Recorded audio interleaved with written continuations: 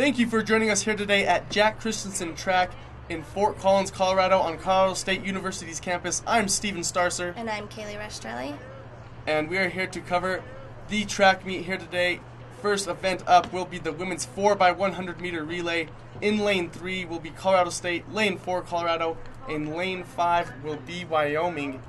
Kaylee, what are you expecting to see out of this first group of women here in the 4x100 relay? It's hard to say. It's a new relay of girls, but we have Ashley Reed in the starting blocks, so we'll see what they do. And at the start, it'll be Audrey West from Wyoming here in the lead at the staggered start. But watch out for Colorado and CSU to start to narrow the gap as this race moves along, as there's a pretty clean handoff there that time for Wyoming. Still out in front in this one. Marissa Smith for CSU looks to be in the back, but they're gaining as the second exchange comes up. This time for CSU, it's going to be Megan Robinson, their strongest runner, taking a hold of it. We'll see if she could get the Rams back in it as we come down towards the downstretch here. And Stephanie Tudor for CSU looks to be in second, starting off the straightaway. But Eileen Gehring from CU is going to take first place. And it looks to be followed by Wyoming and CSU in third. That time, Gehring able to pull away for the Buffaloes on the downstretch as we take a look at the results. Colorado finishing in first with a 47.56, followed up by Wyoming at 48.31, and then the Rams in third at 48.64. And now it will be the men's turn in the 4x100 meter relay. In lane 4 will be Colorado State's team, and in lane 5 will be Wyoming. A little bit of a border war here going on in this one. Kaylee, what can you tell us about CSU's first runner in Josh DeLoach? He is actually the younger brother of Janae DeLoach, who was the Olympic long jumper who won a medal back in August for Team USA.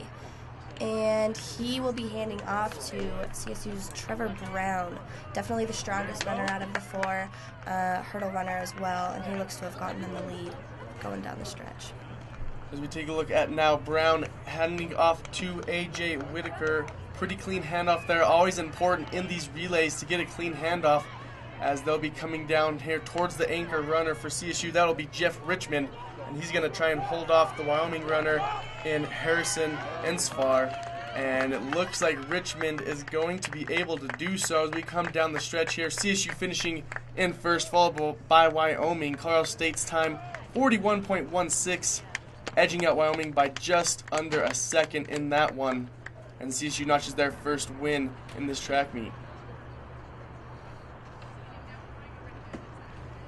Our next race will be the men's 3,000 meter steeplechase. In lane 1, Christian Meyer for CSU. In lane 2 is Andrew Goodman, also from CSU. Lane 3, Michael Banks from Wyoming. Lane 4, Johnny Stevens from CU. And in lane 5 will be Garrett Zanz, who's running unattached. This is quite the taxing race. There's 4 jumps that the runners are going to have to go over. And look for the water jump, which will be on the left side of the track. It's definitely key for strategy. And here they are off. Each of these barriers 36 inches high, and as you mentioned, there is the one water jump that they will have to go over, and it's key for each one of these contestants to get a good jump on that one, because the farther you go, the shallower the water is. It makes it easier for you to come out of that one and keep your momentum going. So look to see how each one of these runners does when they come to the water jump. It looks to be Christian Meyer for CSU in front on the first lap, followed by teammate Andrew Goodman, and Wyoming and CU heading out the back. Also, an interesting note for these obstacles that they have on the course, different a little bit from the hurdles in the other races. They do not move over when you hit them, so you're actually allowed to step over them if you want to. Any way that you could go over the barrier is allowed in this race, so look to see multiple times. We'll have runners jumping over them or stepping on top of them, whatever they can do to get over the obstacle in this one. Yeah, you definitely don't want to run right into that one. It'll probably give you a nice big bruise. And Christian Meyer still in the lead as they are rounding the track. In total, this race will be a 7-lap event, so definitely have to pace yourself in this one. Be interesting to see who's able to close it out at the end and give the best kick towards the downstretches in this one. As we see them go over the water jump there, it looked like everyone came out of it okay on the go-around there. Yeah, it looked like Michael Banks from Wyoming got a little bit of a splash in there. He might want to fix that for next time. And it looks that Andrew Goodman is drafting off of Christian Meyer. Good strategy for a long race like this one, because Christian is taking most of the wind. Very similar to just any of the most long-distance races that you see on the track, just the added hurdles in this one with the water, making the steeplechase kind of a unique event in itself, making it a little bit of a hybrid race for what the normal long-distance runners are used to. Definitely seems to be more taxing. I don't think I could do 3,000 meters mixed with 4 jumps in between.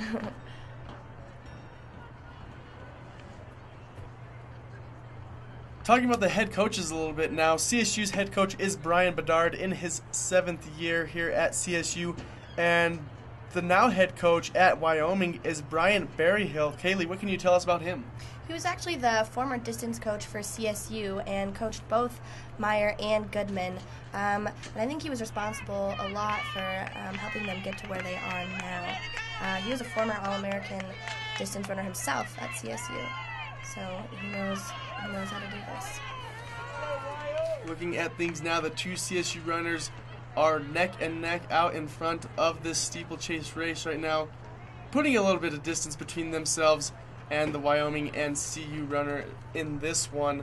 For Colorado, it's Johnny Stevens, and for Wyoming, it's Michael Banks. As we take a look as they come around the track here once again, what are some of the strategies that you think are playing into this race so far, Kaylee? You know, I mentioned earlier, I think drafting is a huge strategy, and these guys, they have to be used to running with each other. You know, Christian Meyer out in front, he's a junior. Andrew Goodman's a sophomore, so they've been doing this for at least a couple years together. And I'm sure, you know, running together in practice and then in meets, there's a big rivalry between them. So, you know, they're pushing each other and, you know, just trying to keep the other one going for 3,000 meters quite a distance. Still a long ways to go in this one as we see them go through the water jump once again, and that time almost getting tripped up was Andrew Goodman a little bit, but is able to stay on his feet and keep those legs pumping. Yeah, I like his choice of shoes there. Can't get bored. Get one green shoe, one blue shoe with every other step. So that has to keep it exciting. And showing a little bit of style out there on the track as well. Of course, of course. Well, if you're out there for this long, you might as well look good doing it. A little bit about this meet. It's actually a quadrangular meet. There's 4 runners racing together. It's, you know, CU, Wyoming, and then CSU, which is a lot of rivalries going on there. Border War, and then, you know, Boulder versus Rocky Mountain Showdown. But the way that they're scoring this meet is a little interesting, wouldn't you say? Yeah, it's actually pretty much pitting CSU versus Wyoming, CSU versus CU, CSU versus UNC, kind of head-to-head the way that they're scoring this one, which definitely is a little bit interesting, but we'll see how the Rams can do throughout the day. Off to a pretty good start so far in the previous races, and right now they have 2 of their runners out in front in the 3,000-meter steeplechase. So far, so good for the Rams. Looks like it. And the men's team overall has been doing pretty well this season. I mean, they're projected to be 2nd in the Mountain West Conference. And yeah, with the way things looking right now, that seems to be a possibility for sure. On the women's side, also predicted to do pretty well this year in the conference. We'll see how things go for them. But the strength for the women's team throughout this year is going to be the throwers, with Kai Hicks being one of the leaders on that team. A lot of good throwers on the women's side. But as a whole, the CSU women's team expect them to do some pretty good things as well. As we take a look at the 2 CSU runners coming across here once again, getting towards the end of this race, still with a pretty good-sized lead over the Wyoming and CU runners in this one. It would seem that Art Seamers, which is the new distance coach for CSU, brought over from Mines, also knows what he's doing. He's doing a pretty good job with these 2, keeping them motivated and making sure they're getting the right practice in. Can't go into this one out of shape at all. And if you take a look now, CU's Johnny Stevens just passing up Michael Banks from Wyoming to get into that 3rd position, but still well behind the 2 CSU runners in Andrew Goodman and Christian Meyer. Christian Meyer still out in front in this one for CSU. Yeah, and as they're running around the Jack Christensen track, which you had mentioned earlier, might as well talk a little bit about him, wouldn't you say? He's a pretty phenomenal athlete. He actually was a football and track All-American for CSU back when they were the Aggies, graduating in 1951. He was a sprinter for the track team. He ran the 100-yard dash before they changed it to meters and ran it in less than 10 seconds. Wow, that's pretty impressive. Mm-hmm. And apparently he was really good at football too. He was drafted by the Detroit Lions and is the only CSU football player to be inducted in the Hall of Fame. Not too shabby of a sports career for Mr. Jack Christensen, that's for sure. I would say he deserves to get a track named after him. And now we have 2 laps to go in this race as we see the 2 CSU runners going over one of the steeples there, still extending their lead over the CU and Wyoming runners in this one. And it's starting to look like it's going to become a 2-man race in this one, Kaylee. Mm-hmm. Christian Meyer looking to have gained a larger lead as Andrew Goodman is struggling to keep up. That looks to be that they're rounding the curve, about to go over the water jump. And we're going to see Meyer go over the jump, that time stepping over it to get over it, and almost came close to tripping up there, but able to keep on his feet. And we see Goodman there right behind him, starting to catch up a little bit now, playing a little bit of strategy. As you were talking about earlier, Goodman was doing a lot of drafting earlier in the race, dropping back a little bit now, but maybe he's just kind of setting his sights on his teammate here as they come down towards the final lap. The final lap is where all of the excitement is going to happen. In a race like this, it all comes down to this final go-around. And it looks to be that Andrew Goodman is closing the gap between him and teammate Christian Meyer. Both of these CSU runners have heavily distanced themselves from Stevens and Banks from Wyoming and CU, who are still battling out for 3rd and 4th place in this one. But it's going to come down to the 2 CSU runners, and going to come down to whoever wants it most right here. 2 teammates competing. You know you don't want to lose to your teammate. Hear about it in the locker room afterwards, so we'll see how things go down the stretch here. Oh, and right here, Andrew Goodman overtakes Christian Meyer with about 300 meters to go. And I don't know if Meyer's going to be able to come back from that. He's got to be taxed after 6 laps. This last water jump is going to be an important one to see how they do. Both players get over it. Meyer's definitely made a little bit more of a splash, slowed him down a little bit. We'll see if he can put any kind of kick here to catch up to his teammate Goodman. And as they're heading down the stretch, Andrew Goodman is lengthening the gap between him and Christian Meyer. Meyer, who held the lead for the previous 6 laps. And it looks like Goodman has him beat by just a little bit. And we're still waiting for Wyoming and Colorado to cross the finish line. A 1-2 finish, though, for the CSU runners in this one. Goodman, as you mentioned, able to come back and take the win in this one, as finishing 3rd place for CU will be Johnny Stevens, followed up in 4th by Michael Banks of Wyoming. Both CSU runners, though, getting in well more than 10 seconds before the next 3rd place runner. Our next race will be the women's 100-meter hurdles. CSU has 4 runners in this event in lanes 2, 3, 6, and 8. Running in lane 6 is CSU's runner to look out for. It's freshman Kara Hyde, who's actually a transfer from CU, surprisingly. And then in lane 3, we have Kaylee Kirk. She's a senior. It's her last season, so she'd be one to watch as well. Runners waiting for the gun. And they are off in this hurdle race, and getting out to a quick lead from UNC is Amoni Ashby in lane 1. And she's still out in front and looking like she's going to be able to take this race with ease. Coming up close here in 2nd in lane 6 for CSU will be Kara Hyde. So CSU takes 2nd and 3rd behind Amoni Ashby, surprise out of UNC. Kaylee Kirk finishing 3rd for the Rams as well. Now we will have the men's 110-meter hurdles. 2 runners in this race for CSU. In lane 1 will be Sam Little, and in lane 4, the favorite, Trevor Brown. Trevor Brown is definitely one to watch. He holds the school record, he holds the Mountain West Championship record, and he looks to be off to a fantastic start, taking the lead. It's always great to watch Trevor Brown going over the hurdles, just never really making contact with them, just so clean going over and staying so low as he comes out in first place for CSU, trailed up by an unattached runner in Jamars Rididet. And in third place is Brandon Douglas, and CSU's Sam Little, just a freshman, taking fifth. Brown finishing in first with a time of 14 seconds flat. Our next race will be the men's 1,500-meter run. Ben Larson will be running for CSU. There'll be 3 other runners from the school, but they'll be running unattached. What can you tell us about them, Kaylee? They're redshirt freshmen, all 3 of them, so they won't be in the official CSU gear, but we'll see them throughout the race. Ben Larson there in the green, coming from the outside left here towards the middle, and he'll be sitting in that number 3 spot to start for the Rams.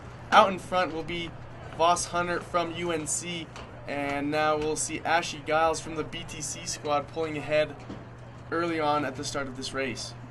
Larson's still in third. He's the favorite for the race, so we have to look out for him. As you said, it's a big race of strategy, so he's not going to start off running his fastest. And Ashley Giles still in the lead as they round the corner on the first lap. Kaylee, talking about this meet a little bit more, it's named after a pretty famous person in CSU history in Fum McGraw. This is the Fum McGraw Quadrangular here at Jack Christensen Track. What can you tell us a little bit more about Fum McGraw? Well, he was a football coach and track star All-American, graduating in '49, and I guess he was also a songwriter. What can you tell us about that? Yeah, actually a little bit of a controversial song, you might say. He wrote it just kind of bashing on all the other schools in the Mountain West and the local schools here in Colorado, just saying that he wouldn't send his son anyplace else besides CSU. Actually don't allow the song to be played anymore. Pretty interesting stuff, but it just goes to show you how big of a supporter he was of CSU, the Aggies back then when he went here, and just the pride that he took in the school. So, Of course. not a bad thing at all. And as we look now, Curtis Begley has now taken a hold of the first place right now in the race, followed up by Ben Larson for CSU in number 2. And right behind them, now passing here in the yellow shirt, will be Jefferson Abbey for CSU. What can you tell us about him, Kaylee? He's actually a local for Fort Collins and is looking to join the regular track squad, maybe as a sophomore. We mentioned he's a redshirt freshman.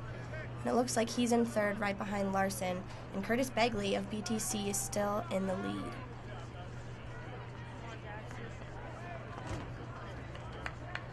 Now starting to look like Larson is going to make a move for first place, and he does pull the pass on Begley, and Larson will take the reins at the head of the pack now, as we take a look at some of the other unattached runners making move for CSU as well.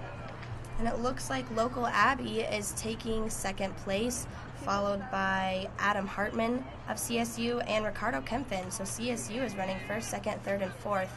And it looks like Begley is going to fall off the front of the pack. This group of 5 has definitely distanced themselves from the bottom half of the pack, and it'll be between any of these guys to see who pulls it out. Ben Larson still the favorite, though, out in front, as we see Abby Jefferson, an unattached member, right there on his tail with the other group members closing in on them. But look for Ben Larson to hold off the rest of the racers in this one. And on the last lap, it looks as though Larson and Abby are even distancing themselves from Ricardo and Adam.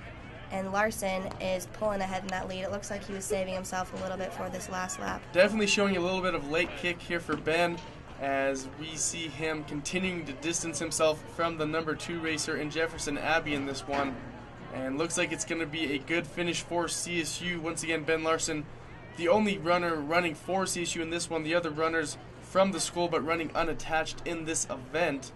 CSU will not get points scored for them by those runners, but still good to see them doing well anyway, as Ben's coming down the downstretch here. So you see some of his teammates clapping him in, as he's going to go ahead and cross the finish line first for the Rams.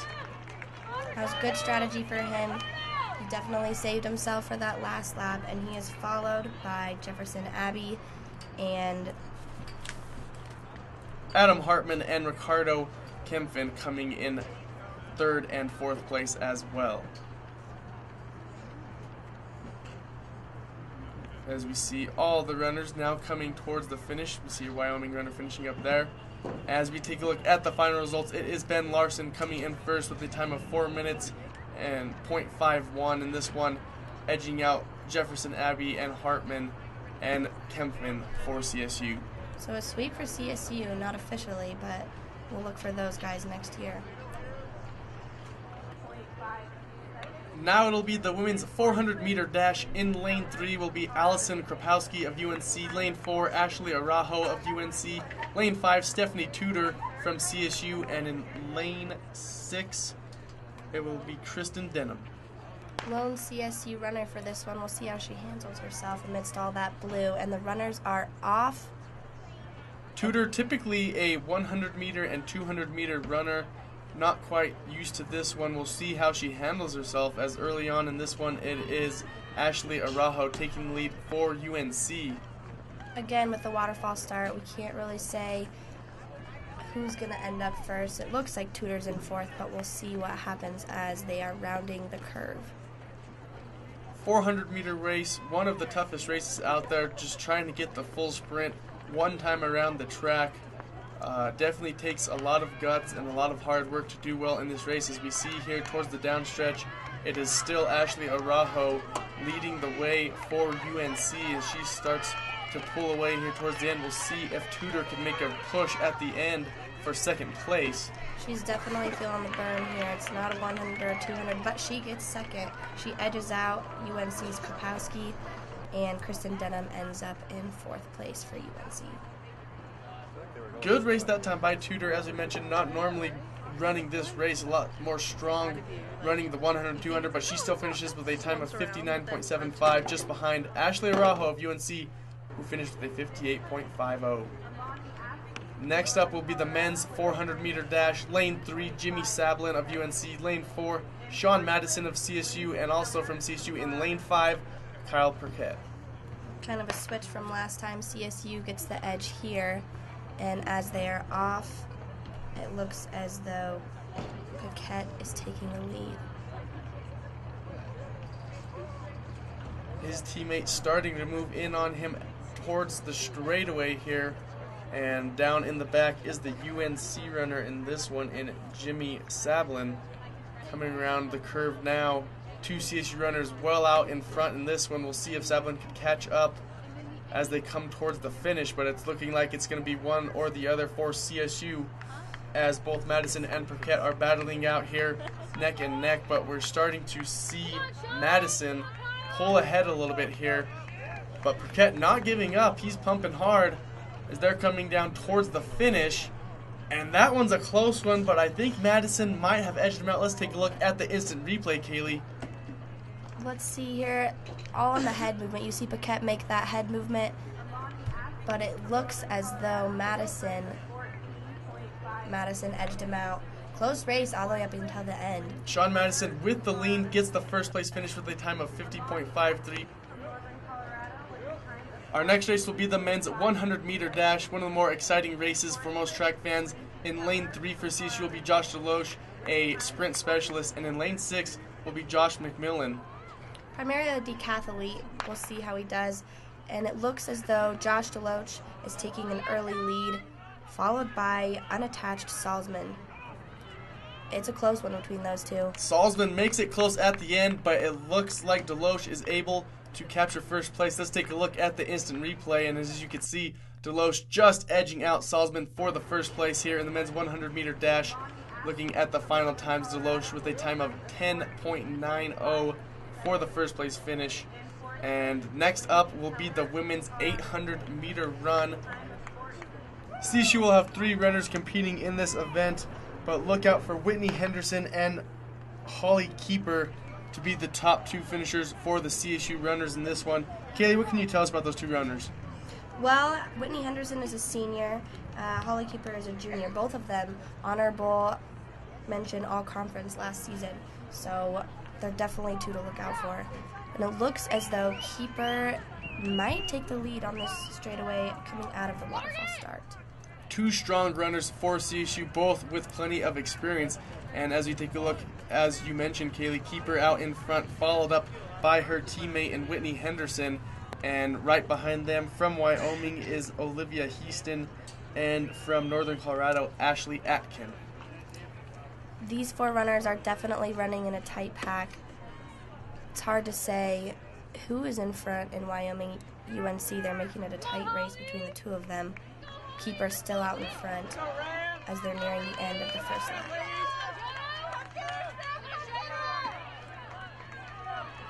Once again, as we talked about earlier with the steeplechase, 2 teammates who've been running together for a long time. Strategy is key even in this 2-lap race, and it looks as though Henderson was drafting off of Keeper to get started. Coming off of this curve, we'll see if any one of these 4 runners tries to make a move as they are separating themselves from the rest of the pack in this race, as it is Keeper just slightly holding off some of the runners. But now we're starting to see Atkin from UNC make a move, and following right along with her will be Whitney Henderson, and she's battling Atkin now out in front, and she'll take the first place lead. And moving also into third will be Olivia Heaston from Wyoming. Holly Keeper looks to be taking 4th as they're rounding this last curve. Henderson giving herself a pretty hefty lead out in front, followed by Wyoming now, moving into 2nd, and that's Olivia Heaston. And we take a look at Henderson. She now has made pretty easy work of it towards the end and will cruise on for first place. And fighting for second, looks like it's going to be Ashley Atkin from UNC, just edging out Heaston from Wyoming, and taking 4th from CSU will be Holly Keeper. Definitely a tough race for them, and it looks as though Whitney's time is pretty great. We got a chance to talk to her after the race to see how her strategy worked. And there she is with distance coach Art Seamers. I really didn't know until until the last 200 that I was going to take it. Because I don't know, I didn't feel like I didn't need to until about the last 2, and then it just I just went with that UNC girl, and I just finished. Just pump my arms, throw my knees. The next race up will be the women's 400-meter hurdles.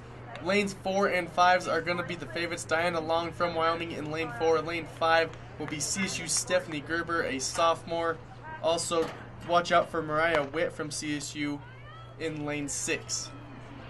As the runners are taken off, rounding the curve, it looks as though Wyoming's Taylor Gardner is taking the early lead, followed by Diana Long, and in 3rd place, Stephanie Gerber of CSU, as they're heading down the straightaway. 400-meter hurdles, definitely a tough race. I ran the 300s in high school, and it was tough then, adding another 100 meters. Don't know how these girls do it, but looking very impressive out there as coming around the 3rd turn. It looks like it's going to be between the 2 girls we talked about at the beginning, and Stephanie Gerber and Diana Long from Wyoming. It looks as though Stephanie Gerber is taking the lead, rounding the stretch. She's pulling barely ahead of Diana Long, with Taylor Gardner falling off in 3rd place. And Gerber, down the stretch, is pulling ahead.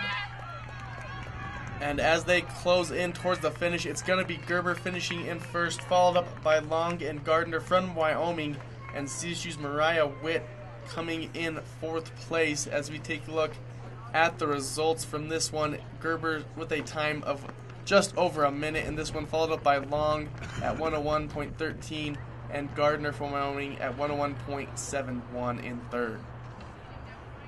Final event of our broadcast will be the men's 400-meter hurdles. CSU will have 3 runners: Sam Linus in lane 2, Landry Cogburn in lane 3, and Jacob Haas in lane 5. They'll be taking on 2 UNC runners in Glenn Albright and Scott Dickinson. Sam Linus is actually the younger brother of Spencer Linus, a distance runner for CSU. So that has to be fun for the 2 brothers. And as the runners take off, it looks as though Sam Linus is taking the lead. This heat for CSU includes some of the more inexperienced runners, Some of the better runners will be going in a different heat, but still it would be nice to see these runners finish out on top in this one for the Rams.